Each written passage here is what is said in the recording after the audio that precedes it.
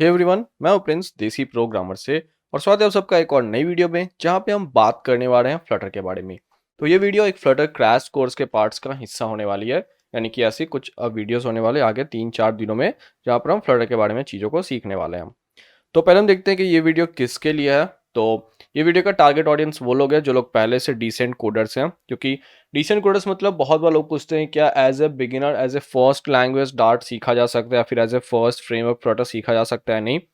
तो वेल, जिन लोगों को कोडिंग का बिल्कुल भी एक्सपीरियंस नहीं है और वो स्टार्ट ही करना चाहते हैं डार्ट या फिर फ्लटर से, तो फिर जो पाथ है वो थोड़ा कॉम्प्लेक्स होगा, बहुत ज़्यादा प्रॉब्लमेटिक होगा। इसलिए जिन लोगों को पहले से एक्सपीरियंस है किसी भी लैंग्वेज में, उन लोगों को पहले से फंक्शंस, लूप्स, डेटा टाइप्स ऐसी चीज़ों के साथ कोई इशू नहीं हो, उसके अलावा कमांड लाइन यूज़ करने में कोई इशू नहीं हो, इंस्टॉलेशन वगैरह में कोई इशू नहीं हो, और फिर उन्होंने डार्ट के भी कुछ वीडियोस देख रखे हैं, सिंपली एक क्रैश कोर्स, ताकि ये समझने के लिए कि डार्ट में जो सिंटैक्स है वो कैसा है। तो वो लोग इसको आसानी से देख सकते हैं। उसके अलावा जो लोग फ्लटर सीखना चाहते हैं उनके लिए भी है। साथ में इसमें हम फ्लटर 2 को यूज़ करने वाले हैं, तो बहुत सारे सिग्निफिकेंट चेंजेस है, तो जो वो उन चेंजेस को देखना चाहते हैं ये वीडियो बिल्कुल भी उनके लिए भी है। तो हम बात करते हैं कि हमें सेटअप कैसे करना अपना डेवलपमेंट इन्वायरमेंट कोड करने के लिए। तो सबसे पहले हमें यहाँ पे डाउनलोड करना है एंड्रॉयड स्टूडियो को, जो कि हमारा इंटीग्रेटेड आईडीई है। आप इस पर्टिकुलर यूआरएल पे जाके इस बटन पे क्लिक करके यहाँ पे टर्म्स एंड कंडीशंस को एग्री करके एंड्रॉयड स्टूडियो का डाउनलोड इंस्टॉल कर सकते हैं। ये एंड्रॉयड डेवलपमेंट के लिए इंटीग्रेटेड डेवलपमेंट इन्वायरमेंट है। इसके अलावा मैं यहाँ पे वी एस कोड भी डाउनलोड कर रहा हूँ, क्योंकि मैं बहुत बार वी एस कोड भी यूज़ करता हूँ, तो बस अपने ऑपरेटिंग सिस्टम के लिए मैं डाउनलोड कर लूँगा। और डाउनलोड करने के बाद आपको यहाँ पे एक छोटी सी फाइल मिल जाएगी। और हम यहाँ पे V S code Android studio दोनों को यूज़ करने वाले हैं, ऑल्दो मैं वी एस कोड ज़्यादा यूज़ करूँगा। उसके अलावा हमें फ्लटर भी चाहिए ऑब्वियसली, तो आप यहाँ पे फ्लटर में जाके फ्लटर की वेबसाइट पे जाके अपने ऑपरेटिंग सिस्टम के लिए डाउनलोड कर सकते हैं। आपको यहाँ पे अपना फ्लटर एस टी के दिख जाएगा। उस पर आप डाउनलोड करेंगे तो जो भी लेटेस्ट है, फिलहाल फ्लटर 2 अवेलेबल है, वो आपको यहाँ पे दिख जाएगा। आप उससे डाउनलोड कर सकते हैं।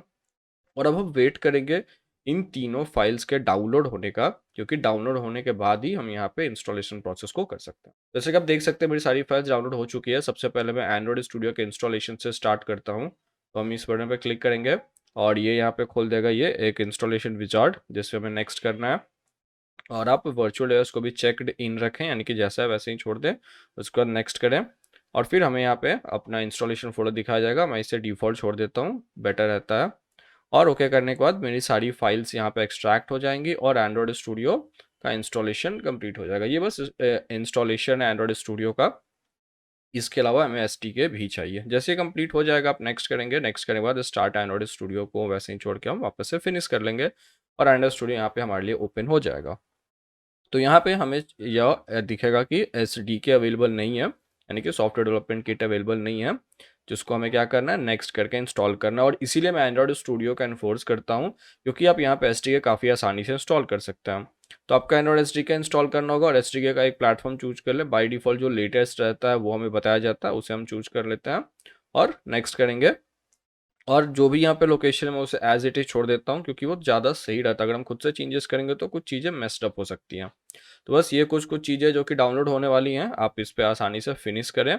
और फिनिश करने के बाद डाउनलोड में अगेन थोड़ा टाइम लगेगा, आप थोड़ा सा वेट करें। थोड़ी देर बाद जैसे ये डाउनलोड कंप्लीट हो जाएगा तो हम आगे बढ़ सकते हैं। तब तक मैं क्या करता हूँ, वी एस कोड इंस्टॉल कर लेता हूँ। ये मेरा हो गया इंस्टॉलर, जिसको मैं क्लिक करूँगा। फिर यहाँ पे मुझे लाइसेंस एक्सेप्ट करना है। इससे काफ़ी सिंपल प्रोसेस है इंस्टॉलेशन का। बस आपको नेक्स्ट नेक्स्ट करते जाना है। बस यहाँ पे आप देखेंगे आपको क्या क्या चीज़ें चाहिए। और ये जो ओपन विद कोड होता है, ये क्या करता है, जब भी आप किसी फोल्डर पे राइट क्लिक करेंगे तो आपको ओपन विद कोड का ऑप्शन दिखेगा। तो ये थोड़ा बेटर रहता है, आप चाहे तो वैसे वहाँ पे कर सकते हैं। और फिर डेस्कटॉप आइकन भी चाहिए तो आप वो भी क्रिएट कर सकते हैं। और फिर हम करते हैं नेक्स्ट। अब यहाँ पर हम इंस्टॉल पे क्लिक करेंगे और मेरा वी एस कोड का इंस्टॉलेशन कंप्लीट हो जाएगा। और उधर आप देख सकते हैं कि एंड्रॉयड का एसडीके डाउनलोड अभी हो रहा है। उसके अलावा जो मुझे फ्लटर का जिप मिला था, मुझे क्या करना है, इससे अब यहाँ पे एक्सट्रैक्ट कर लेना है।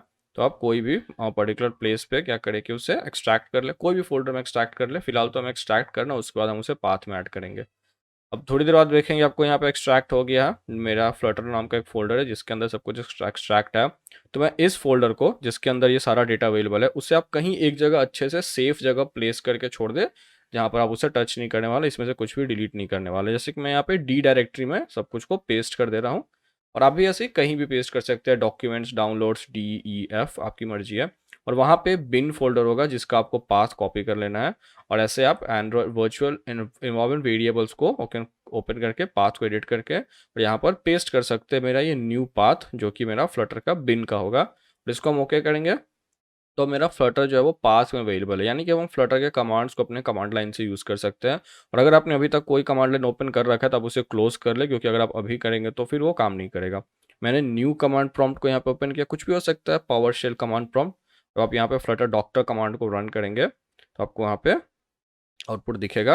मैं यहाँ पे डॉक्टर नहीं रन कर रहा हूँ, कुछ प्रॉब्लम है, क्योंकि वे एच का इंस्टॉल हो रहा है। मैं यहाँ पे फ्लटर वर्जन को रन कर रहा हूँ। आप देख सकते हैं कि बताया जा रहा है कि ये फ्लटर का 2.0.1 वर्जन हमारे पास अवेलेबल है, और हमारे पास डार्ट 2.12 भी अवेलेबल है। यानी कि फ्लटर हमारे पास इंस्टॉल हो चुका है सही से, और हमने उसे सही से पाथ में ऐड भी कर लिया है। और पाथ ऐड करने का इंटरफेस लोगों का अलग अलग हो सकता है, तो उससे ज़्यादा घबराने की बात नहीं, आपको बस एक नया पाथ ऐड कर देना है। एनीवे, कंपोनेंट्स को डाउनलोड होने तक हम यहाँ पे वी एस कोड को ओपन कर लेते हैं। और वी एस कोड में हमें क्या करना है, कुछ एक्सटेंशंस को इंस्टॉल करना है। तो वी एस कोड में जब एक्सटेंशंस के टैब में जाएंगे, यहाँ पे आपको कुछ चीज़ें, बहुत सारे एक्सटेंशन है अलग अलग प्रोजेक्ट के अकॉर्डिंग। फिलहाल मैं डार्ट और फ्लटर की बात करूँ, आप डार्ट सर्च करेंगे तो आपको डार्ट नाम का एक्सटेंशन मिल जाएगा, उसे इंस्टॉल कर लेना है। और फिर हम फ्लटर सर्च करेंगे तो फ्लटर का भी एक्सटेंशन मिल जाएगा, वो हमें इंस्टॉल कर लेना। बहुत सपोर्ट करती है सब चीज़ें कोडिंग में। टेक्स्ट एडिटर का मतलब यही होता है कि आपको सब कुछ का एक्सटेंशन अवेलेबल होता है, बट जो जो चाहिए बस आप उसी को इंस्टॉल करें। इसके अलावा मैं कलर थीम वगैरह भी इंस्टॉल कर लेता हूँ, बहुत ज़्यादा कस्टमाइज़ करता हूँ अपना टेक्स्ट एडिटर को। जैसे for example one dark pro करके एक थीम है जो कि मैं कभी अभी यूज़ कर रहा हूँ। मैं फ़ॉन्ट भी चेंज कर लेता हूँ, तो वो सारी कस्टमाइजेशन आप खुद से कर सकते हैं। मेन है यहाँ पे कि आपको डार्ट चाहिए और फ्लटर चाहिए।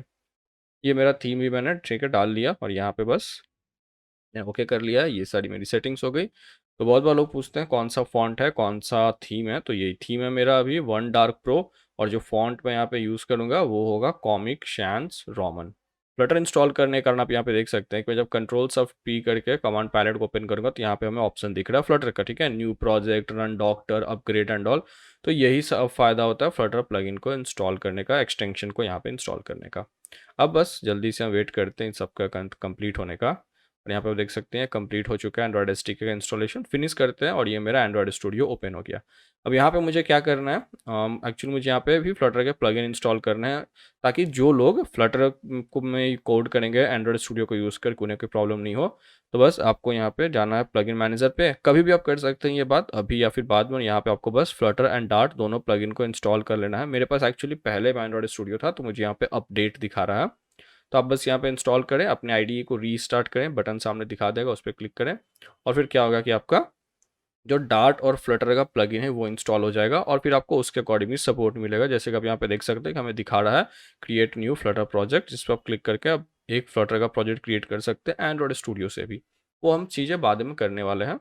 उसके अलावा एवीडी मैनेजर, जो कि क्या करता है, हमारे लिए एक वर्चुअल डिवाइस क्रिएट करता है ताकि हम टेस्ट कर सके लोकली अपने सिस्टम पे। तो आपको क्रिएट न्यू डिवाइस पे क्लिक करना है। बहुत सारे फ़ोन्स अवेलेबल हैं, जो मन वो आप सेलेक्ट कर सकते हैं। पिक्सल 4 3, मैं यहाँ पे एक 5 इंच का फ़ोन सेलेक्ट कर रहा हूँ, ताकि जो छोटे स्क्रीन पे कोई एरर ना हो, इसलिए मैं छोटे स्क्रीन का फ़ोन सेलेक्ट कर रहा हूँ, पिक्सल 2। और आप कुछ भी सिलेक्ट कर सकते हैं, आप कंप्लीटली फ्री हैं, अलग अलग स्क्रीन साइज, मल्टीपल एमुलेटर्स भी क्रिएट कर सकते हैं अलग अलग डिवाइस पर टेस्ट करने के लिए, वो भी सही है। और ये जो आपको यहाँ पे आइकन दिखता है प्ले स्टोर का, उसमें क्या होता है, आपको प्ले स्टोर का सपोर्ट मिलता है। यानी कि आप अब अगर मैं ये वाला पर्टिकुलर डिवाइस चूज़ करूँगा तो मैं अपना ईमेल डाल के प्ले स्टोर से ऐप्स वगैरह भी इंस्टॉल कर सकता हूँ। उसके अलावा यहाँ पे आपको बताया जा रहा है कि कौन सा इमेज आपको यहाँ पे डाउनलोड करना है। तो जो भी x86 64 इमेजेस होते हैं, वहाँ पे आप फ्लटर के रिलीज बिल्ड को भी डिप्लॉय कर सकते हैं, जो कि x86 है वहाँ पे आप नॉर्मल डिप्लॉय कर सकते हैं। तो फिलहाल तो कोई बहुत ज़्यादा प्रॉब्लम नहीं होगी, आपको जो यहाँ पे वर्जन सेलेक्ट मन करे आप उससे सेलेक्ट कर लें और वहाँ पे डाउनलोड कर लें। अगेन 1 GB के आसपास का डाउनलोड यहाँ पे होगा, तो बस थोड़ी देर वेट करें, और जब ये डाउनलोड कंप्लीट हो जाएगा, जो कि हो गया है, तो फिनिश करते हैं अब। और यहाँ पे हम करते हैं अब नेक्स्ट। अब मेरा ये एक ही डाउनलोड है जो कि यहाँ पे सेलेक्टेड है, और नेक्स्ट करने पे हमें यहाँ पे नाम वगैरह बताया जाएगा। मैं इसे ऐसे ही छोड़ देता हूँ, क्लियर रहता है कि ठीक है पिक्सल 2 है, API 30 है एंड ऑल, सही रहेगा। बाकी सारा मैं इसे एज इट इज़ छोड़ दे रहा हूँ। एडवांस में भी आपको बहुत सारी चीज़ें देखेंगे, ग्राफिक्स, स्टोरेज एंड ऑल। मैं इसे ऑलमोस्ट ऐसे ही छोड़ दे रहा हूँ, आप स्टोरेज वगैरह बढ़ा सकते हैं। फिलहाल मेरे लिए सब सही है, ठीक है। बस मैं फिनिश पे यहाँ पर हम क्लिक कर लेते हैं, और फिनिश करते हैं। मेरा ये जो यहाँ पर एक देख सकते हैं आपकी AVD क्रिएट हो चुका है, एक वर्चुअल डिवाइस क्रिएट हो चुका है। एक फ़ोन हो गया जिस पे हम कोड करके हम इस पर बिल्ड करके देख सकते हैं। रन करने के लिए बस सिंपली इस प्ले बटन पे क्लिक करें, और ये मेरे एमुलेटर को लॉन्च कर देगा। और यहाँ पे आपको एक बात बता देना चाहता हूँ कि अगर आपके पास 8 GB से कम रैम है तो आप एमुलेटर बिल्कुल भी यूज़ ना करें। वैसे तो 4 GB पे सच कहूँ तो डेवलपमेंट में भी काफ़ी प्रॉब्लम होगी, आप रियल डिवाइस को यूज़ कर सकते हैं, स्टिल बहुत प्रॉब्लम होगी। इसलिए at least 1 GB of RAM recommended है, i5 प्रोसेसर रिकमेंडेड। अगर आप 8 से ज़्यादा डाल सकते हैं तो और बेटर होगा, कोई ग्राफिक कार्ड है तो और बेटर है, बट ठीक है एटलीस्ट 8 तो रिकमेंडेड है ताकि आपको डेवलपमेंट में कोई प्रॉब्लम ना हो। ओके। और ये करने के बाद अब जो कि मैंने Android studio, SDK, VS code, सारे प्लगइन्स और ये एमुलेटर, ये सब कुछ मैंने कर लिया है। तो अब मैं क्या कर सकता हूँ, अब मैं फ्लटर डॉक्टर कमांड को रन करके देख सकता हूँ कि मेरा फ्लटर का इंस्टॉलेशन का फिलहाल स्टेटस क्या है, सक्सेसफुल है या नहीं। तो सिंपली मैं बस यूज़ करना है फ्लटर स्पेस डॉक्टर और हम एंटर हिट करेंगे तो फिर ये कमांड रन होगा और फ्लटर डॉक्टर, जैसे कि डॉक्टर कमांड में ही है, ये डायग्नोस करके बता देता है कि इंस्टॉलेशन में कोई प्रॉब्लम है या नहीं और सारी चीज़ें अवेलेबल हैं या नहीं। तो नॉर्मली फर्स्ट टाइम में सब लोगों को ऐसा ही दिखेगा, अगर आपने सब कुछ प्रोसेस सेम फॉलो किया जो कि मैंने अभी किया है तो आपको कोई प्रॉब्लम नहीं है। पहले तो हमें हमारा फ्लटर दिख रहा है। दूसरा आपको एक यहाँ पे छोटा सा इशू दिखता है जो कि है एंड्रॉयड टूल चेन में कि सम एंड्रॉयड लाइसेंसेस नॉट एक्सेप्टेड। तो कई बार लोग को ये लगता है कि ये कोई तो एरर है, प्रॉब्लम है। बस ये है कि हमें एंड्रॉयड का लाइसेंस एक्सेप्ट करना होगा और इस यहाँ पे काफ़ी आसानी से बताया भी जाता है कि to resolve this run Flutter doctor double S Android licenses. तो आपको बस ये पर्टिकुलर कमांड को यहाँ पे रन करना है और क्या होगा कि जो हम एंड्रॉयड के लिए डेवलप कर रहे हैं तो एंड्रॉयड के लाइसेंसेस एक्सेप्ट हो जाएंगे। यहाँ पे कुछ चीज़ें होती है, कुछ डेटा सेंड किया जाता है, क्रैश रिपोर्ट सेंड किया जाता है एंड ऑल। तो उसके लिए बताया जाता है कि आप लाइसेंस एक्सेप्ट कर रहे हैं कि नहीं, कि आप उसका कैसा फेयर यूज़ करने वाले हैं एंड ऑल। तो बस मैं यहाँ पे फ्लटर डॉक्टर और जो मेरा यहाँ पे कमांड बताया गया double dash Android dash licenses enter करूँगा और यहाँ पे सारे लाइसेंसेस हो गए और आप बिल्कुल पढ़ सकते हैं। जस्ट वेट करते फैच करने का, राइट, ठीक है। तो यस करेंगे तो आपको ये सारा सारा लाइसेंसेस दिखाया जा रहा है जो अलग अलग टाइप में आया हुआ है, जिसे आप पढ़ के एक्सेप्ट कर सकते हैं। बहुत सारे लोग तो बिना पढ़े ही एक्सेप्ट करते हैं। एनीवे ये सारा एक्सेप्ट करने के बाद हम वापस से फ्लटर डॉक्टर कमांड को रन करेंगे और अब आपको यहाँ पे इंस्टॉलेशन में कोई भी प्रॉब्लम नहीं दिखनी चाहिए। यहाँ पर मैं एक बात बता दूँ, कई बार लोग ऐसा लगता है कि अगर कई बार लोगों को यहाँ पे प्रॉब्लम दिख सकती है, जैसे कि आपने VS कोड नहीं इंस्टॉल किया या फिर आपने अभी प्लग इन नहीं इंस्टॉल किया, तो आपको ऐसी प्रॉब्लम दिख सकती है। तो कोई बात नहीं, आपका फ्लटर इंस्टॉलेशन सही होना चाहिए। इन्हें बस ये था सिंपल फ्लटर का इंस्टॉलेशन। आगे हम और बात करने वाले हैं जहाँ पे हम प्रोजेक्ट्स बनाएंगे और फिर हम देखते हैं कैसे एक प्रोजेक्ट को हम बना सकते हैं अलग अलग तरीकों में, कमांड लाइन से, VS कोड से, एंड्रॉइड स्टूडियो से। फिर हम आगे बढ़ते हैं इस चीज़ में। तो इसके पहले कि हम इस वीडियो में आगे बढ़े, आप चीज़ों को और भी ज़्यादा डिटेलिंग में सीखने के लिए मेरी वेबसाइट को विजिट कर सकते हैं, जहाँ पे फ्लटर के और भी बहुत सारी चीज़ों के अमेजिंग कोर्सेस है। जैसे कि मैंने लास्ट वीडियो में ही बताया था, फ्लटर के साथ साथ हमारे पास कॉटलिन, रिएक्ट नेटिव है, वेब डेवलपमेंट भी और बहुत सारी चीज़ें, इनके बारे में कोर्सेज आपको यहाँ पे मिल जाएंगे और आप यहाँ पर से चीज़ों को काफ़ी आसानी से सीख सकते हैं। ऑलराइट, तो अब जबकि हमारा सेटअप कंप्लीट हो चुका है, हम कोई भी command prompt, PowerShell, Windows terminal कोई भी चीज़ यूज़ करेंगे, कमांड लाइन एंटिटी हम यूज़ कर रहे हैं यहाँ पे कुछ चीज़ों को चेक करने के लिए। जैसे कि ये रहा विंडोज़ टर्मिनल का नया वर्ज़न जहाँ पे हम चेक करने वाले हैं। तो सबसे पहले मैं यहाँ पे यूज़ कर रहा हूँ फ्लटर डबल डैश वर्ज़न को, ताकि मैं यहाँ पे देख लें कि हमारा फ्लटर वर्ज़न 2 पॉइंट समथिंग है या नहीं, जो कि बिल्कुल सही है। इसके अलावा फ्लटर डॉक्टर वो कमांड जो कि ये बताता है कि फ्लटर इंस्टॉलेशन और डेवलपमेंट में कोई इश्यू है या नहीं। तो अगर हम फ्लटर डॉक्टर रन करेंगे तो हमें यहाँ पे दिखेगा कि कौन-कौन से प्रॉब्लम्स है और कौन-कौन से प्रॉब्लम्स नहीं है। एंड यहाँ पे कुछ लोगों के साथ कुछ भी प्रॉब्लम्स होते हैं। एक तो मैंने पहले बता दिया कि अगर आपका एंड्रॉइड लाइसेंसेस एक्सेप्ट नहीं हो तो सिंपल सा कमांड वहाँ पे बता दिया जाता है, आपको वो रन करना है, काम बन जाएगा। बाकी इन सारे में से लाइक सपोज किसी ने अभी तक क्रोम इंस्टॉल नहीं किया तो उन्हें ये चीज़ प्रॉब्लम में दिखा सकता है। किसी ने अभी तक कोई भी डिवाइस कनेक्ट नहीं किया तो उन्हें ये डिवाइस वाला इशू दिखा सकता है। तो ये छोटी-छोटी चीज़ों से नहीं देखना, मेन देखना है कि फ्लटर इंस्टॉल्ड है या नहीं, एंड्रॉइड टूल चेन इंस्टॉल्ड है या नहीं, और इसके अलावा ये बाकी सारी चीज़ें ऑलमोस्ट ऑप्शनल है। अब सिंस मेरे पास ये सब कुछ इंस्टॉल है, अब बात आता है कि हम फ्लटर में एक प्रोजेक्ट कैसे क्रिएट करें। तो अगर आपने सारे प्लगइन्स इंस्टॉल कर रखे हैं तो आप एंड्रॉइड स्टूडियो में भी प्रोजेक्ट क्रिएट कर सकते हैं, आप VS कोड में भी प्रोजेक्ट क्रिएट कर सकते हैं और आप कमांड लाइन को भी यूज़ कर सकते हैं प्रोजेक्ट क्रिएट करने के लिए। काफ़ी सिंपल, आपको बस अपनी डायरेक्टरी में जाकर यूज़ करना होता है फ्लटर क्रिएट और आपका ऐप का नाम आप डाल देंगे और वहाँ पर आपका ऐप क्रिएट हो जाएगा। अगर मैं यहाँ पे एंटर हिट करूँ तो डेस्कटॉप पे मेरा ये एक प्रोजेक्ट क्रिएट हो जाएगा। फिलहाल मुझे ये सब नहीं करना है, मैं यहाँ पे डायरेक्ट VS कोड से प्रोजेक्ट क्रिएट करता हूँ। VS कोड में हम एक न्यू विंडो ओपन कर लेते हैं। यहाँ पे हम यूज़ करेंगे कमांड शिफ्ट पी, यानी कंट्रोल शिफ्ट पी, और आपको ये कमांड पैलेट दिख जाएगा। यहाँ पे आपने फ्लटर का जो एक्सटेंशन है वो इंस्टॉल होना चाहिए। एक्सटेंशंस में जाकर फ्लटर एंड डार्ट, जैसे कि आप यहाँ पे देख सकते हैं, आप यहाँ पे सर्च कर सकते हैं डार्ट और फ्लटर, और ये दोनों इंस्टॉल होना चाहिए। और फिर आप सिंपली कंट्रोल शिफ्ट पी या कमांड शिफ्ट पी करके यहाँ पे न्यू एप्लीकेशन प्रोजेक्ट पे क्लिक करेंगे। यहाँ पे आपको डायरेक्टरी चूज करना है कि आप कौन सी डायरेक्टरी में अपना प्रोजेक्ट क्रिएट करना चाहते हैं। मैंने यहाँ पे ये डायरेक्टरी चूज कर लिया है और यहाँ पर अपने प्रोजेक्ट का नाम दे देते हैं। लेट्स से मेरा प्रोजेक्ट का नाम हो गया लर्निंग। एंटर हिट करते हैं और ये मेरा प्रोजेक्ट यहाँ पे क्रिएट हो जाएगा। ठीक है, थोड़ा सा टाइम लग सकता है, इंटरनेट कनेक्शन भी शायद यहाँ पे ज़रूरी है और उसके बाद आपका ये प्रोजेक्ट क्रिएट हो जाएगा। और उसके अलावा मेरा डिवाइस तो ऑब्वियसली अप एंड रनिंग है ही, तो वो तो कोई प्रॉब्लम बिल्कुल भी नहीं है। अब बात करते हैं प्रोजेक्ट को क्रिएट करने के बाद प्रोजेक्ट को रन करने के लिए। अब इसके लिए आप चाहे तो एक इमुलेटर भी यूज़ कर सकते हैं या फिर एक रियल डिवाइस भी यूज़ कर सकते हैं। सबसे पहले हम देखते हैं कि हम एक प्रोजेक्ट को एक इमुलेटर पे कैसे रन करते हैं।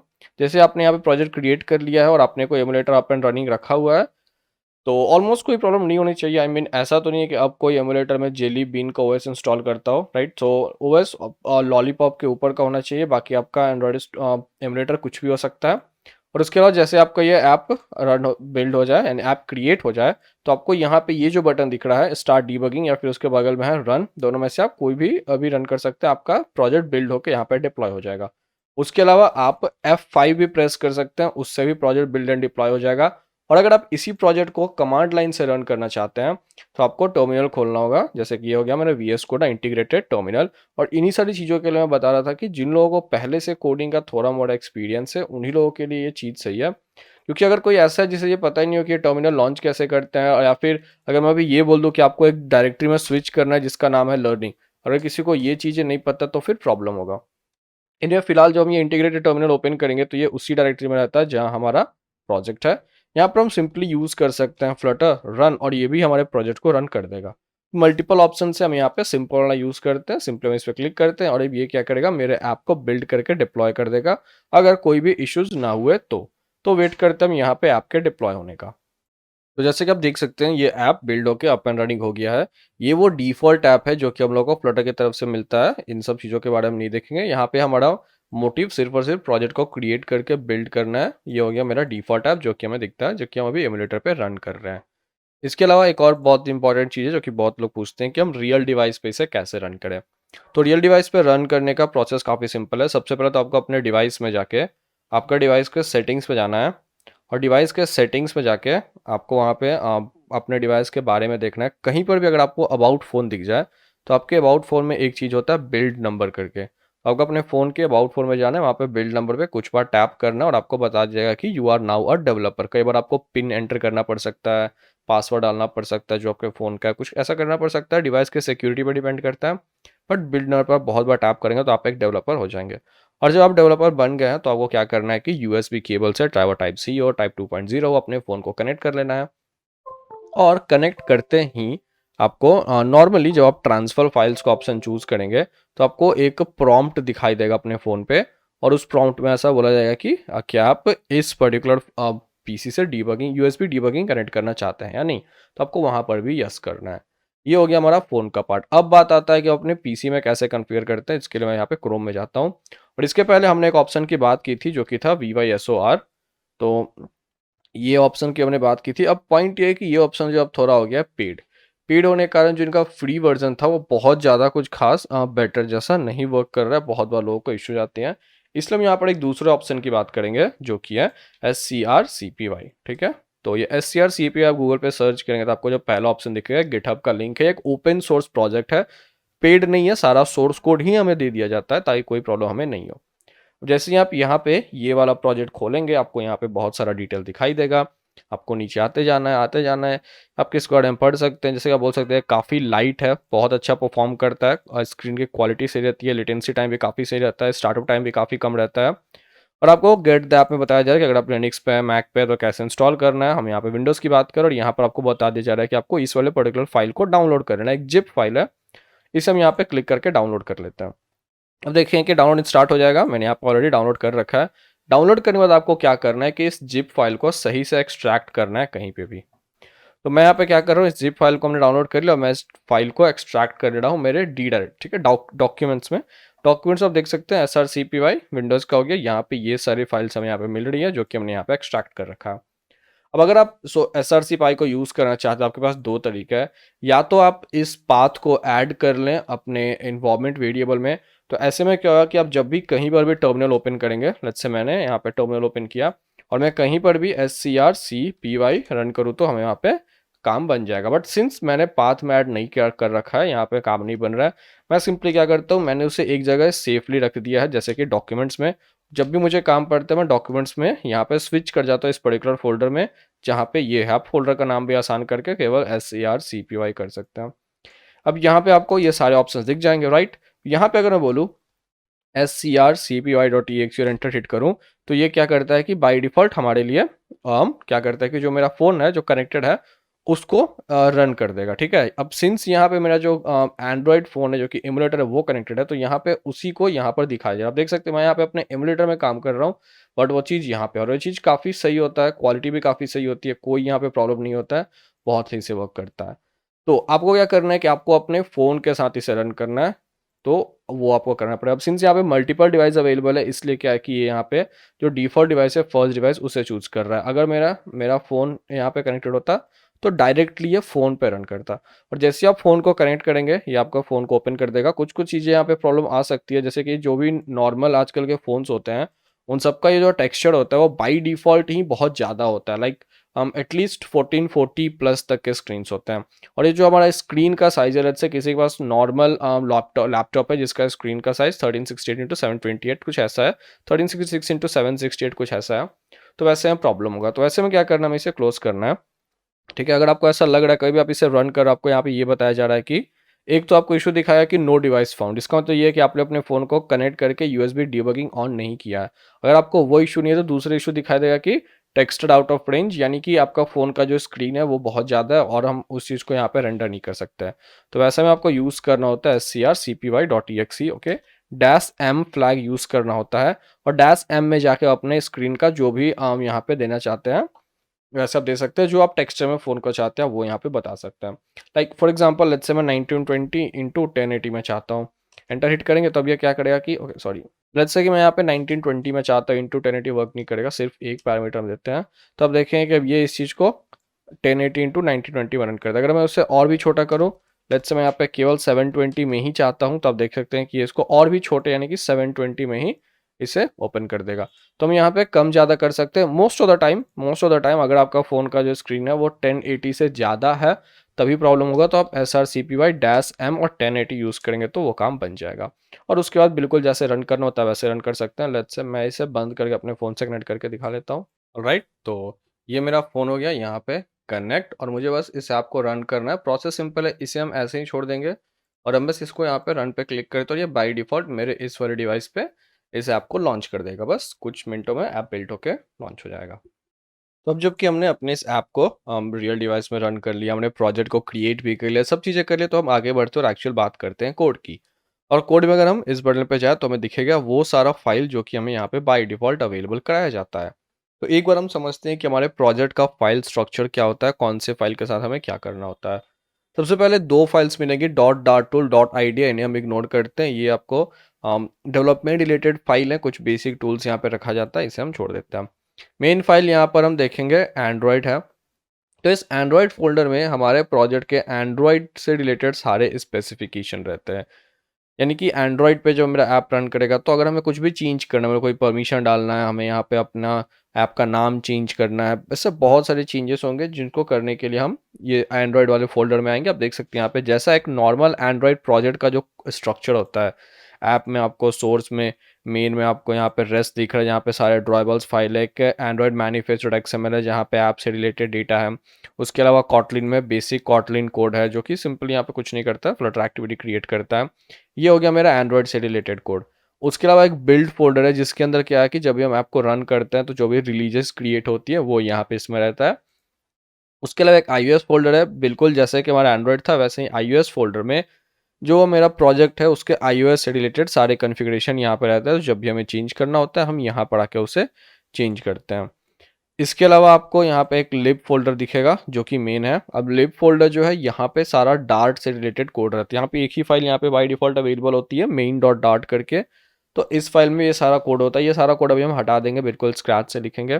तो ये लिब फ़ाइल में हम बाकी अपने फर्दर फाइल्स, फ़ोल्डर्स, ये सारी चीज़ें ऐड करते जाते हैं प्रोजेक्ट्स के अकॉर्डिंग। इसके अलावा एक टेस्ट फ़ोल्डर है जिसके अंदर हम टेस्ट लिखते हैं। यहाँ पर सिंपल सा widget test.art यहाँ पे अवेलेबल है, बस। इसके अलावा एक वेब फ़ोल्डर भी अब अवेलेबल है। जब भी आप फ्लटर 2 में एक प्रोजेक्ट क्रिएट करेंगे तो आपको बाय डिफ़ॉल्ट ये वेब का फ़ोल्डर भी दिख जाएगा। वेब फ़ोल्डर में क्या है कि एचटीएमएल वगैरह रहता है, ये हमारा वेब से रिलेटेड फ़ाइल यहाँ पे अवेलेबल रहेगा, एचटीएमएल, जावास्क्रिप्ट और एक डॉट.जेसन फ़ाइल। ऑलराइट। इसके अलावा गिट इग्नोर फाइल है, ये गिट से रिलेटेड है, यानी कि जब भी हम इस प्रोजेक्ट को गिट पे पुश करेंगे तो कौन-कौन सी चीज़ों को यहाँ पे इग्नोर करना है, उससे रिलेटेड यहाँ पे चीज़ें रहेंगे। उसके अलावा डॉट मेटाडाटा डॉट पैकेजेस, ये सारी चीज़ें आप बोल सकते हैं कि टेम्पररी या फिर डिवाइस रिलेटेड रहती है, उसे हम इग्नोर करते हैं। मेन आता है फिर आपको यहाँ पे पबस्पेक डॉट यामल फाइल। अब पबस्पेक डॉट यामल फाइल में क्या होता है कि हमारा प्रोजेक्ट से रिलेटेड सारा डेटा रहता है। यानी कि यहाँ पे नाम रहेगा, डिस्क्रिप्शन रहेगा, वर्जन रहेगा, यहाँ पे सारी डिपेंडेंसीज रहती है, यानी कि यहाँ पर हम कौन कौन से एक्सटर्नल थर्ड पार्टी पैकेजेस को यूज़ कर रहे हैं। फिर डेव डिपेंडेंसीज रहती है। अब ये वैसे ही थर्ड पार्टी पैकेजेस है जिन्हें हमें सिर्फ डेवलपमेंट के टाइम यूज़ करना होता है, जैसे कि कुछ टेस्टिंग के लिए या फिर कुछ ऑटोमेशन के लिए हम कुछ थर्ड पार्टी प्लगइन्स को यूज़ करते हैं केवल डेवलपमेंट के टाइम। उसके अलावा फ्लटर में बताया जा रहा है कि मटेरियल डिज़ाइन को यूज़ कर रहे हैं या नहीं। उसके अलावा आपको यहाँ पे एसेट्स होते हैं जहाँ पर हम इमेजेस या फिर कोई भी हमें फाइल को अगर अपने ऐप के साथ शिप करना होता है तो हम उन्हें यहाँ पे एसेट में डाल देंगे। उसके अलावा यहाँ पे फॉन्ट्स हो गए, यहाँ पे अपने फॉन्ट्स बता सकते हैं। तो ये हो गया पब्सपेक डॉट YAML फाइल, जिसमें भी हम बहुत सारा कॉन्फ़िगरेशन चेंज करेंगे। बट मेन हम लिब में मेन डॉट डार्ट फाइल में हम कोड लिखते हैं जो कि हमारे ऐप को रन करता है। अब यहाँ पे हम क्या करते हैं, सबसे पहले देखते हैं सिंपल सा कोड लिखना। यहाँ पर जो मैं हमें जो यहाँ पे ऐप दिखा था उससे हम हटा के एक हेलो वर्ल्ड ऐप को रेप्लिकेट करते हैं। जिसके लिए सबसे पहले मैं इन सब चीज़ को हटा देता हूँ, हटा के सेव कर लेते हैं। ये हो गया मेरा बिल्कुल ही बेयर बेसिक कोड। यहाँ पे शुरू से स्टार्ट करते हैं। सबसे पहले तो अगर आपने डार्ट लैंग्वेज के ट्यूटोरियल्स देखे हैं तो आपको पता होगा कि बिल्कुल सी, सी प्लस प्लस, जावा की तरह ये मेन फंक्शन से ही स्टार्ट होता है। तो हमें एक मेन चाहिए, ठीक है, वॉइड मेन फंक्शन हो गया। यहाँ पे मेरे मेन से रिलेटेड कोड होगा। देखिए जैसे आप मेन लिखें यहाँ पे रन या डीबग ऑप्शन दिखा देता है। अब मेन फंक्शन में क्या करना, हम कुछ भी यहाँ पे कोड कर सकते हैं मेन फंक्शन में, राइट, इसमें इसमें कोई प्रॉब्लम नहीं है। यहाँ पे हमें क्या करना है, अब सिंस हम एक फ्रेमवर्क की बात कर रहे हैं, हमें यहाँ पे बात करना था पूरी तरह से फ्रेमवर्क रिलेटेड कोड का। यानी कि ऐप को रन करने के लिए हम फ्लटर के पास जाएंगे और पूछेंगे कि ठीक है मैं एक ऐप को कैसे रन करूँ। और फ्लटर ने कहा कि एक फंक्शन अवेलेबल है रन ऐप करके, और इसमें आप क्या करेंगे, ऐप प्रोवाइड करो और ये ऐप रन करेगा। लेकिन ये फंक्शन कहाँ अवेलेबल है, एक दूसरे पैकेज में अवेलेबल है जो कि हमें इम्पोर्ट करना पड़ेगा।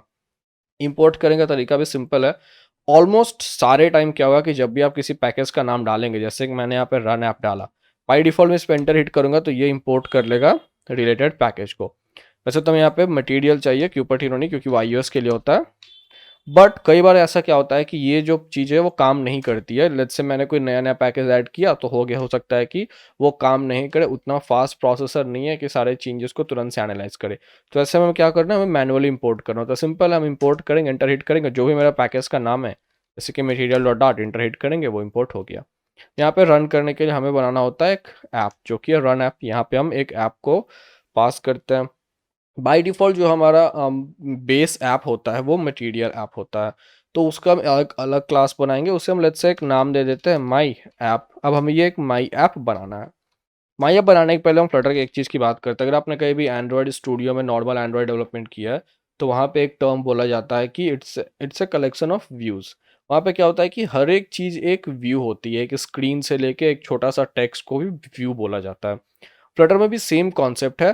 फ़र्क बस इतना है कि यहाँ पे हर एक चीज़ को व्यू नहीं, एक विज़िट बोला जाता है। तो चाहे आप पूरी ऐप की बात करें वो भी एक विज़िट होगा, या फिर एक छोटा-सा बटन की बात करें वो भी एक विज़िट होगा, एक स्क्रीन है वो भी एक विज़िट होगा।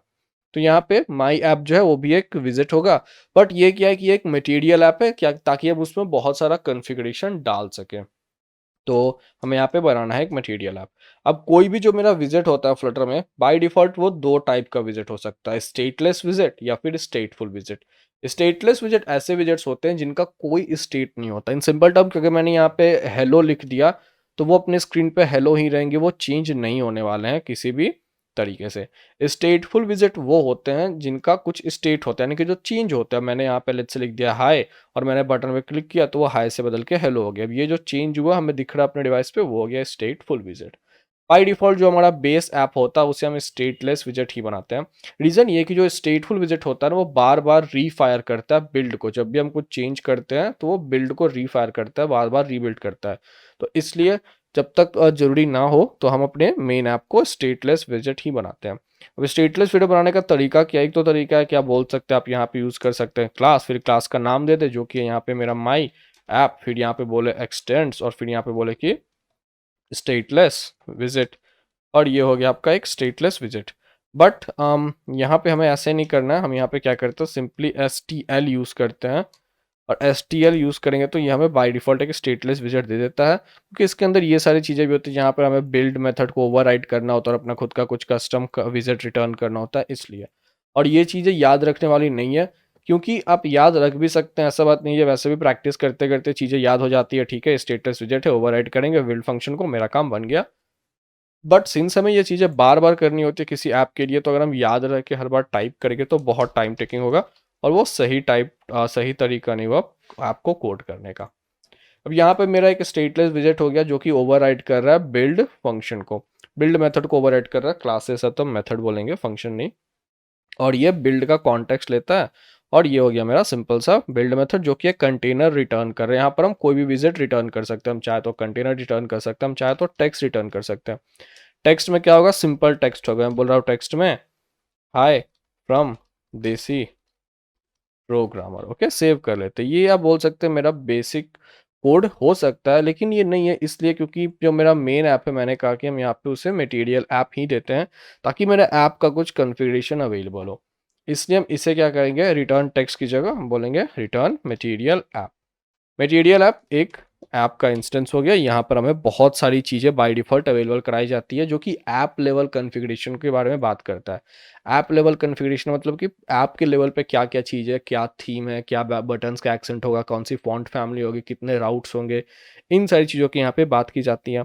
कुछ-कुछ इंपॉर्टेंट चीज़ें जो कि हम यहाँ पे देखते हो कि फंक्शन जहाँ पे ऑप्शंस भरे पड़े हैं और सबको बारे में बात करना, सबको याद रखना फ़िलहाल उतना फ्रूटफुल नहीं है। तो एक जैसे कि यहाँ पे हम बात करेंगे टाइटल के बारे में। ये मेरा ऐप का टाइटल होता है, ये तब दिखाई देता है ये वाला पर्टिकुलर टाइटल जबकि हम इस वाले बटन को क्लोज प्रेस करके आपको मिनिमाइज करते हैं। तो ये टाइटल मैं यहाँ पे लेट्स से बोल देता हूँ लर्निंग, ओके, सेव करते हैं। दूसरा होता है इंपॉर्टेंट थीम, हमें अपने ऐप को कोई थीम देना होता है। तो जो थीम हो गया यहाँ पर वो आता है थीम के डेटा से। ऑलराइट, थीम डेटा में बहुत सारे again options available, accent colour, primary colour, background theme, banner theme, button theme, text theme, बहुत सारी चीज़ें हैं। मैं यहाँ पे सिंपली जो प्राइमरी कलर है वो मैं सेट कर देता हूँ। यहाँ पे मटेरियल कलर हम आसानी से यूज कर सकते हैं, कलर्स डॉट, और यहाँ पे जितना भी मटेरियल कलर का लिस्ट है बस वो अवेलेबल होगा। मटेरियल कलर ऐसे कलर्स का लिस्ट है जो कि गूगल ने कहा है कि ठीक है ये कलर उनके कुछ पर्टिकुलर सेट्स है जो कि आप मटेरियल डिजाइन के साथ यूज करेंगे तो अच्छा दिखेगा। अगर आप कस्टम कलर यूज करना चाहते हैं तो उसके बारे में भी हम बात करेंगे बाद में। फिलहाल ये हो गया मेरा सिंपल सा थीम डाटा, इससे ज़्यादा मुझे कुछ नहीं चाहिए। Last but not the list important चीज़ हमें चाहिए होम, यानी कि ये जो मेरा ऐप है ये होम इसका क्या है। ये सारा जो डेटा हमने यहाँ पे भी कोड किया है ना, ये विजिबल कुछ नहीं है, ये बस कॉन्फ़िगरेशन कर रहा है। अब बात है कि होम में हमारा क्या होगा, होम में हम कौन से विजिट को कॉल करेंगे। तो होम के लिए भी हम एक विजिट बनाते हैं। सिंस अभी हम स्टेटफुल कुछ नहीं बनाने वाले हैं, हम कुछ भी यहाँ पर अभी स्टेट में चेंज नहीं करने वाले, मैं सिंपली यूज़ कर रहा हूँ STL, और लेट्स से ये बोल दे रहा हूँ माई होम पेज। और ये सेम क्लास को, ये स्टेट को हम, ये विजिट को हम यहाँ पे कॉल कर लेते हैं माई होम पेज करके। ऑल राइट, ये हो गया सिंपली माई होम। अब इसे हम सेव कर लेते हैं। यहाँ पर हम कंटेनर रिटर्न, यहाँ पर कुछ भी रिटर्न कर सकते हैं। यहाँ पर हम डायरेक्टली टेक्स्ट रिटर्न करते हैं जो कि यहाँ पे विजिबल होगा। यहाँ पर टेक्स्ट रहेगा हाय फ्रॉम देसी प्रोग्रामर। सेव करते हैं, इस चीज़ को यहाँ पे रन करते हैं और अब देखते हैं कि हमें इस पर्टिकुलर कोड बेस को रन करने से क्या आउटपुट दिख रहा है, कोई एरर दिख रहा है या नहीं दिख रहा है। ओके, तो ये ऐप बिल्ड होके यहाँ पे रनिंग है। आप देख सकते हैं कि ये जो है हमें यहाँ पे फिलहाल आउटपुट दिख रहा है। बहुत ही बेकार सा दिख रहा है ऑब्वियसली, क्योंकि ये बहुत ही बेयर बेसिक कोड है। हमें अभी इसे किसी भी चीज़ से रैप नहीं किया, हमने सिंपली एक टेक्स्ट विजेट को रिटर्न कर दिया जो कि यहाँ पे दिखा रहा है रेड में टेक्स्ट और एक अंडरलाइन येलो कलर का। एनीवे, तो सिंस हम बात करें फ्रेमवर्क की कुछ स्पेसिफिक्स होते हैं। लाइक ऐसा नहीं है कि मैं कुछ भी कहीं भी प्रिंट कर दूं या बोल दूं तो चला जाएगा। लाइक अगर मुझे कोई बटन डालना है तो ऐसा नहीं कि मैं लिख दूं बटन और ये बटन चला गया, राइट। कुछ रैपर्स होते हैं जो कि इस चीज को सही से कंफर्म करते हैं कि सही से विजेट्स प्लेस्ड है, सही से व्यू हमें दिख रहा है। जैसे कि यहाँ पे मटेरियल ऐप था, ये मटेरियल एक ऐसा रैपर ही है जो कि ऐप लेवल के कुछ कॉन्फ़िगरेशन बताता है। वैसे ही अगर आपको पूरे स्क्रीन को रैप कर रहा हो कि हाँ स्क्रीन में मुझे कहाँ से कहाँ तक डेटा चाहिए और उससे आपको सही से दिखाना हो, तो उसके लिए एक विजेट होता है स्कैफोल्ड। तो यहाँ पर हमने क्या किया, टेक्स्ट को रिटर्न किया। हमें टेक्स्ट को रैप करना चाहिए एक स्कैफोल्ड से जिसकी अपनी बहुत सारी प्रॉपर्टीज रहेंगी और वो परफेक्टली एक स्क्रीन को रैप करेगा बिल्कुल वैसे ही जैसे कि नॉर्मल ऐप में आपको सारे ऑप्शंस दिखते हैं। तो यहाँ पे हम क्या करते हैं, हमें अब इस टेक्स्ट को हटाना पड़ेगा और यहाँ पे रिटर्न करना पड़ेगा स्कैफोल्ड और उसके अंदर होगा टेक्स्ट।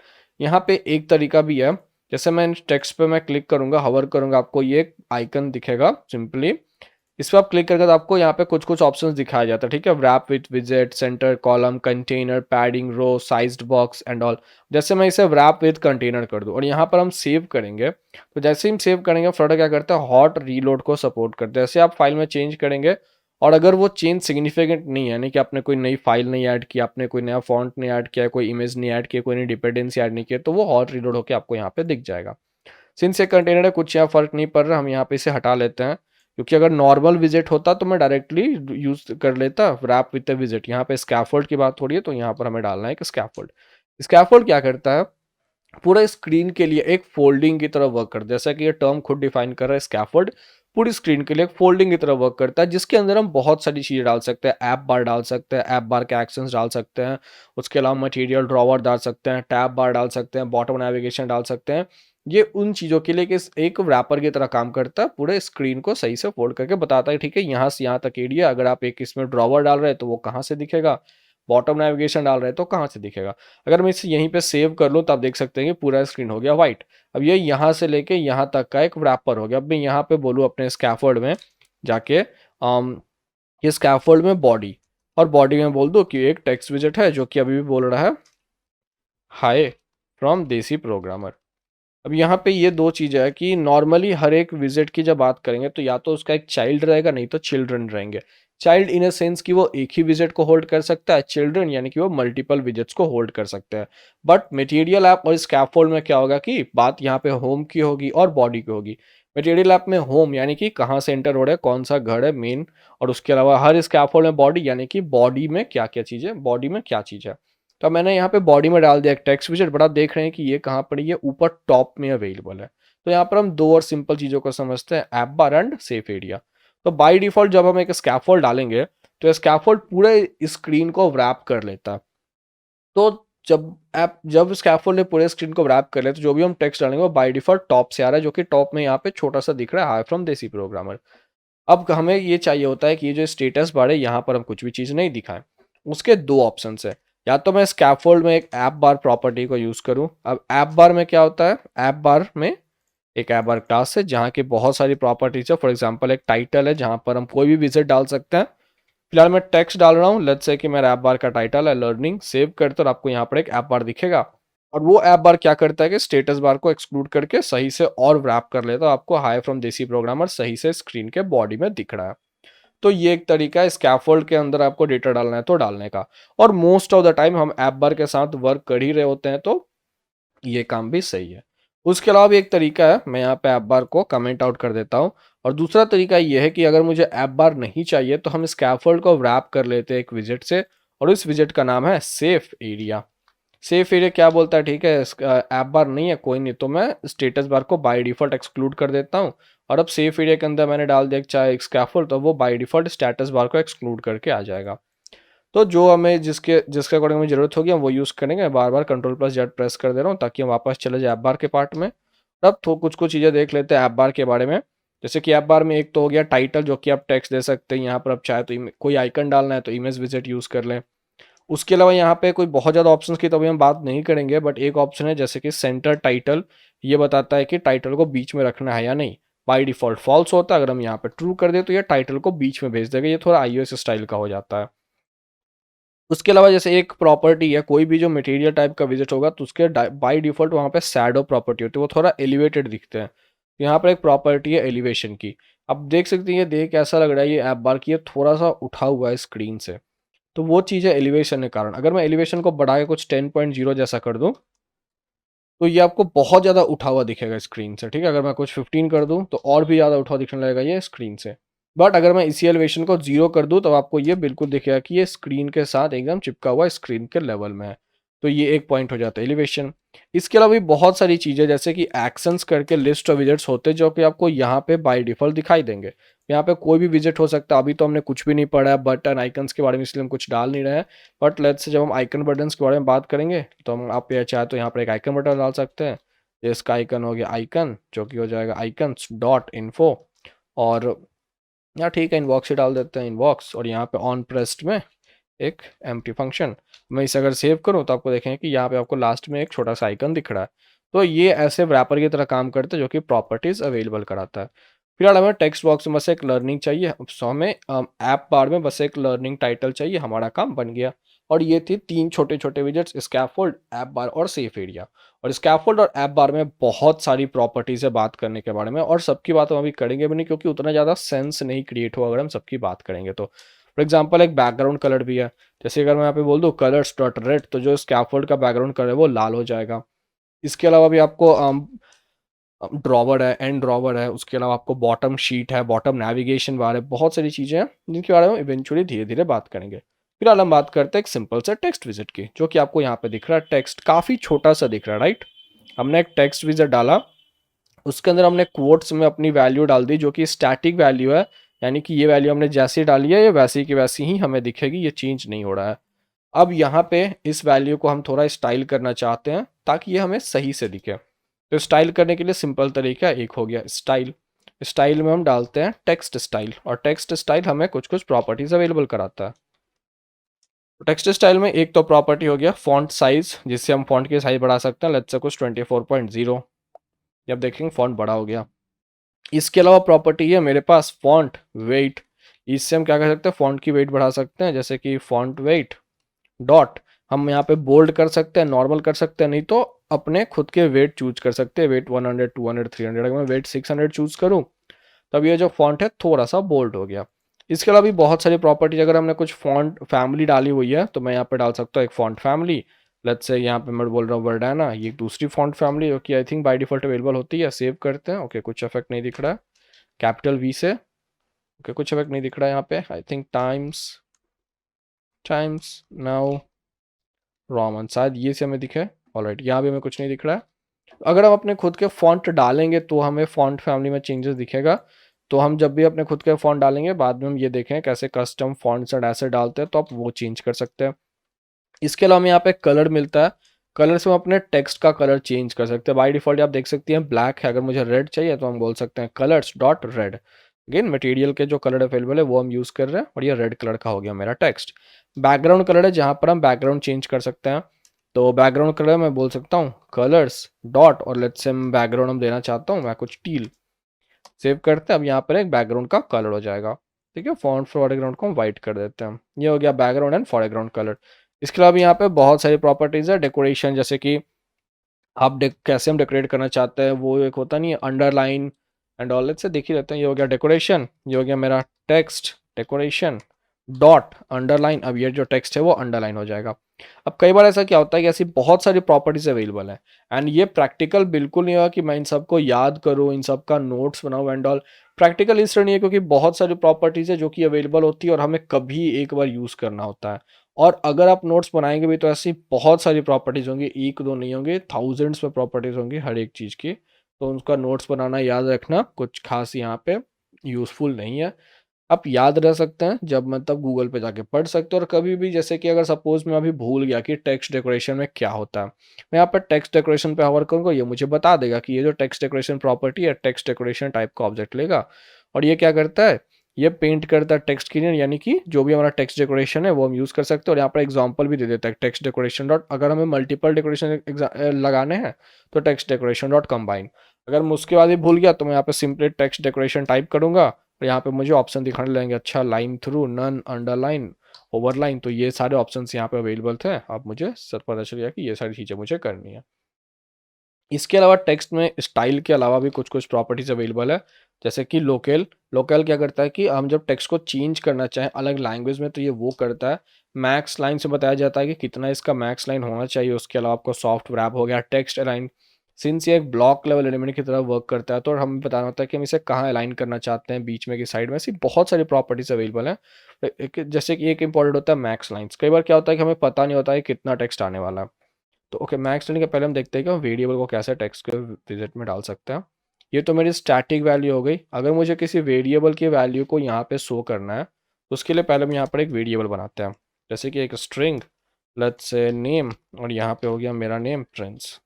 अगर मुझे ऐसी कोई भी वेरिएबल वैल्यू है और ये वैल्यूज़ कहीं से भी आ सकती हैं, एपीआई से आ सकती हैं, फायरबेस से आ सकती है, लोकल फाइल से आ सकती है।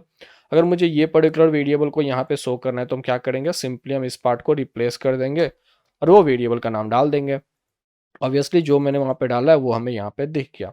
बट बेटर तरीका इससे ये होता है कि कई बार क्या होता है कि जो मेरी वैल्यू आ रही है सर्वर से, एपीआई से, लोकल डेटा से, हो सकता है कि वो वैल्यू स्ट्रिंग ही ना हो, जबकि टेक्स्ट विजेट प्योरली स्ट्रिंग वैल्यूज ही एक्सेप्ट करता है। फॉर एग्जांपल अगर मैं बोलूँ इंटीजर एज, और एज हो गई लेट्स से 20। अब यहाँ पे मैंने ये एज को मैं यहाँ पे एज इट इज डाल दूँ, सेव करूँ, तब ये एरर हो जाएगा। एरर ये है कि एक इंटीजर है और हम इंटीजर नहीं केवल स्ट्रिंग एक्सेप्ट कर सकते हैं।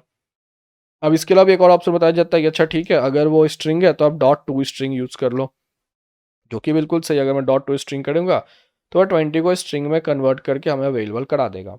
बट इन सबसे बेटर तरीका ये है कि हम यहाँ पे स्ट्रिंग इंटरपोलेशन का यूज़ करें, यानी कि हम दो कोट्स का दो कोट्स ही छोड़ दें, और जब भी हमें किसी वेरिएबल की वैल्यू डालनी हो तो हम एक डॉलर डाल के उस वेरिएबल की वैल्यू डाल दें।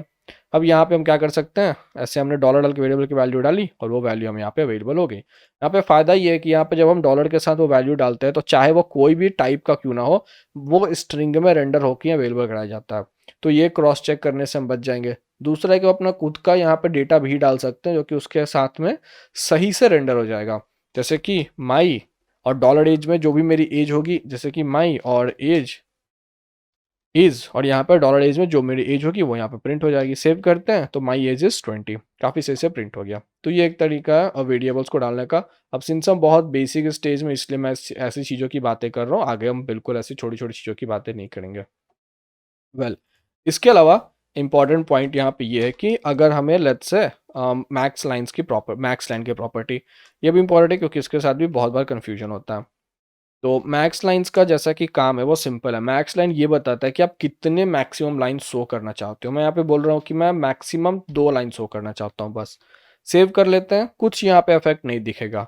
अब क्योंकि सिंस मैक्स लाइन से डेटा कम है तो वो इस प्रॉपर्टी पे ध्यान ही नहीं देगा। ठीक है, एक ही लाइन है तो ठीक है, उसे एज इट इज शो कर दो, कोई प्रॉब्लम नहीं है।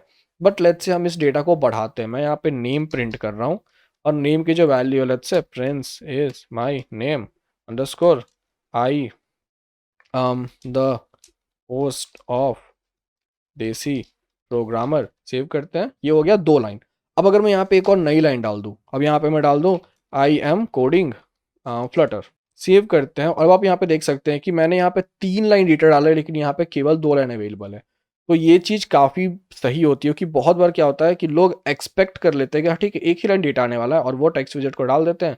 बाद में पता चला कि एरर हो रहा है, और एरर के कारण ठीक है, ओवरफ्लो एरर तो दिख जाता है तो सॉल्व करने में भी आसान रहता है, बट स्टिल एरर होने लगता है। तो और उसके अलावा सही चीज़ यहाँ पे ये नहीं है कि मैंने यहाँ पे मैक्स लाइन डाल दी है, बट हम यहाँ पे ये नहीं बता रहे हैं कि अब यहाँ से पता नहीं चल रहा है, हो सकता है कि 2 ही लाइन डेटा हो, बट एक्चुअली तो हमें पता है कि यहाँ 3 लाइन डेटा है, लेकिन देख के लग रहा है कि ओके हो सकता है शायद 2 ही लाइन डेटा हो। तो ऐसे में एक प्रॉपर्टी है ओवरफ्लो।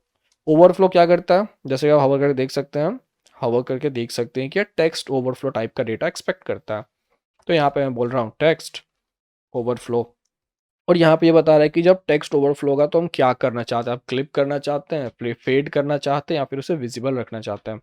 अगर मैं लेट्स से क्लिप कर रहा हूँ, सेव करते हैं, तो यहाँ पे कोई और नहीं दिख रहा है, वो क्लिप हो जाएगा, यानी कि काट दिया जाएगा, उससे कोई फर्क नहीं पड़ेगा। अगर हम एलिप्सिस करते हैं तो आप देख सकते हैं कि यहाँ पे 3 छोटे छोटे डॉट्स यहाँ पे विजिबल होने चाहिए। हम यहाँ पे बैकग्राउंड कलर हटा लेते हैं तो शायद हमें वो दिखे। राइट, सेव कर, तब तो फॉरग्राउंड कलर वाइट है, इसे हम रेड करते हैं। आई थिंक कि प्रॉब्लम वो नहीं है, प्रॉब्लम ये है कि आई एम देसी प्रोग्राम के बाद ना एक स्लैश एन है, हम उसे हटा लेते हैं। हाँ, अब आप देख सकते हैं कि ये 1 के साथ दिख रहा है। अगर हम इसे क्लिक करेंगे तो यहाँ पे उस बात को कट कर देगा। अगर हम एलिप्सिस करेंगे तो हमें 3 यहाँ पे डॉट देखते हैं, जो कि ये बताता है कुछ तो यहाँ पे डेटा अवेलेबल है। और अगर हम यहाँ पे फेड यूज़ करेंगे तो ये बताता है कि ये फेड हो गया, यानी कि इसके नीचे और भी डेटा अवेलेबल है। बाय डिफॉल्ट हम बहुत बड़ा एलिप्सिस यूज़ करते हैं, बहुत सही होता है, ये हमारा काम बना देता है। तो ये हो गया टेक्स्ट विजेट के बारे में, जहाँ पर हम अलग अलग तरीका से टेक्स्ट विजेट को यहाँ पे शो कर सकते हैं और स्टाइलिंग दे सकते हैं। आगे हम फर्दर इन चीज़ के बारे में डिस्कस करते रहेंगे ऑब्वियसली। तो ये हमने बात कर ली टेक्स्ट विजेट के बारे में, जिसको यूज़ करके आप सिंपल डेटा शो कर सकते हैं, जो कि हमने यहाँ पे देख लिया। सब चीज़ हमने यहाँ पे ऑलमोस्ट कवर कर लिया टेक्स्ट विजेट के बारे में। अब बात करते हैं नेक्स्ट की तरफ, तो इसे मैं हटा देता हूँ। यहाँ पे जो टेक्स्ट विजेट है इसे मैं हटा देता हूँ। अब हम बात करते हैं बटन्स के बारे में। रीज़न ये है कि बटन्स को बहुत चेंज किया गया इस वाले अपडेट में, जिस कारण से हम बटन्स की बात कर रहे हैं। तो बटन्स की बात करने के लिए सिंपल तरीका है, यहाँ पे सबसे पहले अगर आप फ्लटर 2 के पहले फ्लटर 1.2 एंड ऑल में कोड कर रहे होंगे तो वहाँ पे एक रेज्ड बटन अवेलेबल था, राइट। अब ये चीज़ को हटा दिया गया है, अब रेज बटन से हटा के इसे एलिवेटेड बटन कर दिया गया है। तो ये हो गया मेरा एलिवेटेड बटन। ओके, तो कोई भी बटन में चाहे वो एलिवेटेड बटन हो, आउटलाइन बटन हो, आइकन बटन हो, टेक्स्ट बटन हो, दो प्रॉपर्टी बहुत जरूरी होती है। एक तो होता है on pressed. On press property एक फंक्शन को कॉल करती है जो कि इस बटन के प्रेस करने पे होता है, यानी कि ये बताता है कि इस बटन को प्रेस करने पे हमें क्या करना है, और वो क्या करना है वाला जो कोड होता है वो एक एक फंक्शन में डाला रहता है जो कि इससे कॉल होता है, या फिर आप यहाँ पर ही फंक्शन को कोड कर सकते हैं। तो फंक्शन को जैसा कोड करना होता है यहाँ पे हम एनोनिमस फंक्शन डालते हैं। अगर हमें यहाँ पे डालना है तो ये हो गया मेरा फंक्शन का, यहाँ पर अपना फंक्शन के स्टेटमेंट्स डाल सकते हैं। और अगर हमें कोई फंक्शन कॉल करना है, लेट्स से मेरे फंक्शन का नाम है माई फंक्शन, हमें उसे कॉल करना है तो हम सिंपली यहाँ पे उसका रेफरेंस दे देते हैं ऐसे माई फंक्शन करके। ठीक है, हम ये चीज़ नहीं लगाते, हम सिर्फ रेफरेंस देते हैं, जब बटन पे प्रेस किया जाता है तो ये फंक्शन कॉल हो जाता है। और मोस्ट ऑफ द टाइम जब हमें सिर्फ बटन बनाना होगा तो हम एक एम्प्टी नल फंक्शन डाल देंगे यहाँ पे, यानी कि ये फंक्शन का सिंटैक्स है लेकिन इसका कोई नाम नहीं है, क्योंकि हमें यहाँ पे नाम देने की जरूरत नहीं है, बाई डायरेक्टली कॉल हो रहा है। उसके अलावा इसके अंदर कोई कोड भी नहीं, यानी कि अगर आप प्रेस करेंगे तो कुछ होगा भी नहीं। दूसरी प्रॉपर्टी जो यहाँ पे बहुत जरूरी है वो होती है चाइल्ड प्रॉपर्टी, यानी कि ये एलिवेटेड बटन सिर्फ एक बटन है, इसके अंदर चाइल्ड आप क्या डालना चाहते हैं। और अगेन अगर आप यहाँ पे हवर करेंगे तो आपको दिखेगा कि ये एक विजिट होना चाहिए, यानी कि ये कुछ भी हो सकता है, टेक्स्ट हो सकता है, इमेज हो सकता है, एंड ऑल कंटेनर हो सकता है। Know most of the time हम यहाँ पर एक सिंपली टेक्स्ट डालते हैं, जैसे कि एक टेक्स्ट हो गया, लेट्स से ये बटन बोल रहा है लॉगिन, तो ये सिंपल लॉगिन बटन के साथ ये हो गया मेरा एक सिंपल सा बटन। अब यहाँ पे मैं एक और विजिट की बात कर रहा हूँ, मैं एलिवेटेड बटन को रैप कर दे रहा हूँ एक सेंटर से। सेंटर विजिट क्या करता है कि अपने पेरेंट यानी कि ये जो बॉडी हो गया उसके सेंटर में अपने चाइल्ड को यानी कि इस बटन को डाल देता है, यानी कि अगर मैं सेव करूं तो ये चाइल्ड जो मेरा बटन एकदम सेंटर में आ जाएगा। ठीक है, देखने में सही लग रहा है, इसे हम ऐसे ही छोड़ते हैं। इंपॉर्टेंट पॉइंट यहाँ पे ये है, बटन तो बन गया, इंपॉर्टेंट पॉइंट यहाँ पे ये है मेरे बटन के अंदर की सारी आम प्रॉपर्टीज। तो पहले क्या था कि हमें बटन को जो स्टाइल देना था हम यहाँ डालते थे पैडिंग और हम स्टाइल दे देते थे।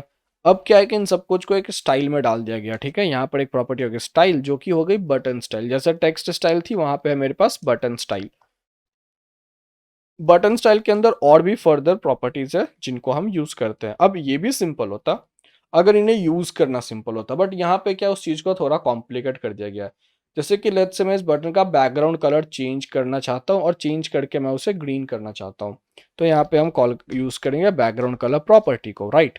अब नॉर्मली अगर मैं बैकग्राउंड कलर ग्रीन करना चाहता हूँ तो हमें पता हो कि हम यूज कर सकते हैं कुछ कलर्स डॉट ग्रीन और बैकग्राउंड कलर ग्रीन हो जाना चाहिए, बट यहाँ पे ऐसा नहीं है। बटन्स के साथ स्टाइलिंग में अब ऐसा कहा गया है कि ये एक मटेरियल स्टेट प्रॉपर्टी होगा, यानी कि जो मटेरियल विजिट है इसके अलग अलग स्टेट्स हो सकते हैं, तो आप अलग अलग स्टेट्स के लिए अलग अलग प्रॉपर्टी दो। बट मोस्ट ऑफ टाइम क्या होगा कि हम ऐसा नहीं करते हैं, जैसे कि मैं यहाँ पे बोल रहा हूँ मटेरियल स्टेट प्रॉपर्टी, ठीक है, बट मैं बोल रहा हूँ डॉट ऑल, यानी कि कोई भी स्टेट क्यों ना हो सबको मैं एक ही प्रॉपर्टी देना चाहता हूँ जो कि है अभी यहाँ पे कलर्स डॉट ग्रीन। अब हम सेव करेंगे तो जो बैकग्राउंड कलर हो गया वो हो गया आपको यहाँ पे ग्रीन। तो ऐसे ही सारे विजेट से फर्क ये है कि आपको उसके ऊपर एक material state property dot all से रैप करना होगा तो आपको वो बटन सही से दिखेंगे। जैसे कि यहाँ पे मैं बैकग्राउंड कलर के अलावा यहाँ पे मैं लेट्स से जैसे हो गया पैडिंग, तो अगेन ये हो गया आपको material state property dot all. और पैडिंग को देने का तरीका होता है आपको एज इंसेक्ट जियोमेट्री। ठीक है, एज इंसेक्ट जियोमेट्री क्लास के अलग अलग मेथड्स होते हैं, तो एज इंसेक्ट जियोमेट्री और यहाँ पे डॉट में आपको okay no edge insets geometry नहीं सिर्फ एज इंसेक्ट्स डॉट, यहाँ पे आपको जीरो यानी कि एकदम कोई भी पैडिंग नहीं देनी है, जीरो। उसके बाद आपको यहाँ पे और भी कुछ प्रॉपर्टीज है, आप सिमेट्री कर सकते हैं या फिर किसी भी एक पॉइंट से दे सकते हैं, विंडो के पैडिंग से दे सकते हैं, लेफ्ट टॉप राइट बॉटम ऐसे भी कर सकते हैं, या फिर ऑल यानी कि चारों तरफ से दे सकते हैं। अगर मैं कहूँ ऑल वैल्यू यहाँ पे देना होता है हमें डबल में, लेट्स से मैं बोल रहा हूँ कि 12.0 की पैडिंग चाहिए चारों तरफ से, और ये जो कॉमाज हम देते हैं इससे क्या होता है कि ये सही से फॉर्मेट होता है। मैं अगर सेव करूंगा तो ये सही से फॉर्मेट हो जाएगा। अब ये हमें चारों तरफ से हम इसे 12 की पैडिंग दे रहे हैं। मैं इस चीज को अगर 24 करूँ तब देखेंगे कि स्क्वायर जैसा हमें यहाँ पे बटन दिख रहा है। इसके अलावा हमारे पास होता है ओनली, ओनली में हम किसी एक पार्ट से देते हैं। यहाँ पे मैं बोल रहा हूँ ओनली में कि मैं इस चीज को पैडिंग देना चाहता हूँ लेकिन केवल टॉप से, बोल रहा हूँ टॉप से इसको आप कुछ 35.0 की पैडिंग देते हैं। देखने में बिल्कुल सही नहीं दिखेगा बट ये हो गया मेरा पूरा कॉन्सेप्ट, टॉप से 35.0 की पैडिंग। और सबसे बेटर एक सिमेट्रिक होता है। सिमेट्रिक में क्या होता है कि हम बताते हैं राइट लेफ्ट से कितना देना है, टॉप बॉटम से कितना देना है। टॉप बॉटम से वर्टिकल में हम बताते हैं, तो टॉप बॉटम से हमें ऑब्वियसली कम देना होता है, बोल रहा हूँ कुछ 12.0 की पैडिंग दे देते हैं हम टॉप टू बॉटम। और फिर हो गया मेरा हॉरिजॉन्टल, जहां पर हम बोल रहे हैं कि लेट्स से कुछ हॉरिजॉन्टल में 50.0 की पैडिंग दे देते हैं हम। सेव करते हैं, ये हो गया मेरा काफी सुंदर सा लॉगिन बटन। वैसे ही बहुत सारी प्रॉपर्टीज है बटन के अंदर भी, जैसा मैंने बताया था। आप देख सकते हैं अलाइनमेंट, यानी कि इसके विजिट को कहाँ अलाइन करना है। बाय डिफॉल्ट सेंटर आप alignment dot centre, centre bottom centre, bottom right, bottom left, top bottom, top centre, top right, top left, ऐसे कर सकते हैं। एलिवेशन में आप बता सकते हैं कि एलिवेशन कितना होना चाहिए। अगेन मटेरियल स्टेट प्रॉपर्टी से रैप करना होगा, फिर आप बता सकते हैं कि बटन कितना एलिवेशन है।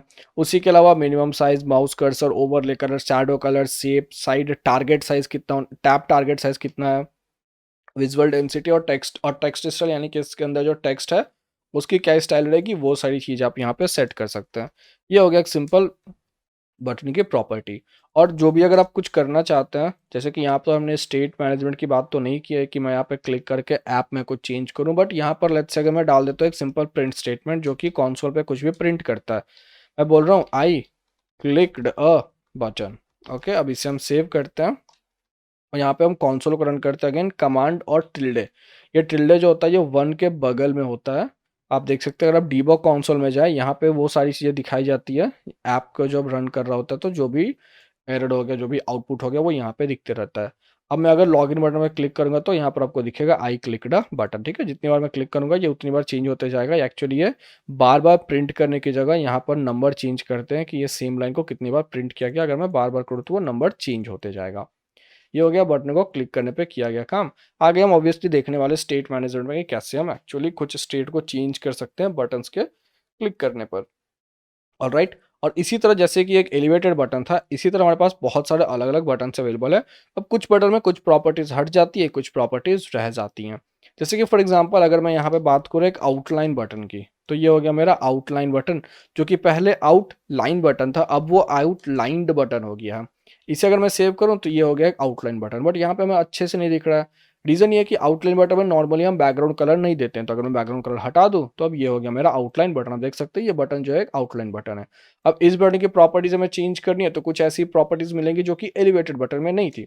जैसे कि यहाँ पे हमें दिखेगा साइड, जो कि हो जाता है आपको बॉर्डर साइड।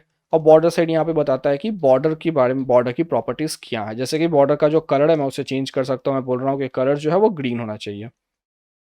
उसके अलावा हम यहाँ पे बोल सकते हैं कि ओके यहाँ पे कुछ तो इशू है। रीज़न ये है कि मैं ये मटेरियल स्टेट प्रॉपर्टी होना चाहिए, इस चीज़ को यहाँ पे कट करते हैं और इसे हम रैप करते हैं material state property dot all, और ये हो गया मेरा बॉर्डर साइड। ठीक है, सेव करते हैं। तो ये जो बैक बॉर्डर का मेरा कलर है वो यहाँ पे हो गया ग्रीन। उसके अलावा मैं बोल रहा हूँ कि जो मेरा बॉर्डर का थिकनेस है, आई थिंक यहाँ पे विड्थ है, हाँ विड्थ में बोल रहा हूँ कि कम नहीं होना चाहिए, वो कम से कम 5.0 होना चाहिए। सेव करते आप देख सकते हैं कि विड्थ जो है वो 5.0 हो गया। तो ऐसे करके अलग अलग बटन है, उनकी कुछ अलग अलग प्रॉपर्टीज ऐड होती जाएंगी।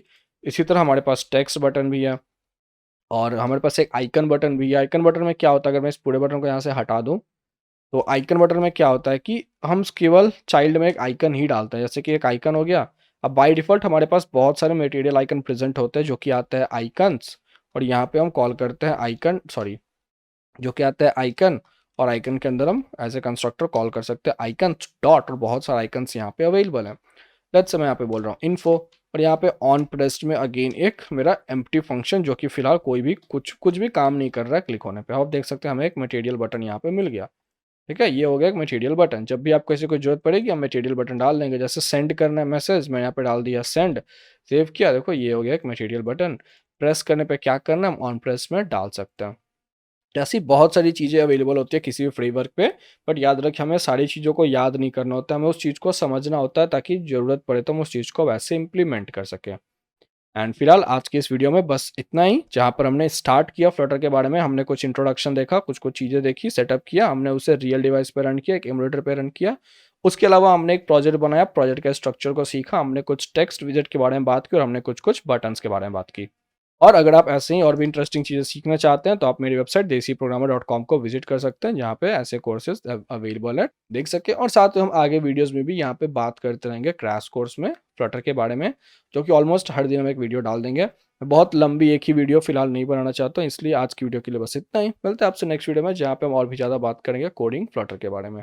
Till then keep coding, keep loving, keep shading and piece.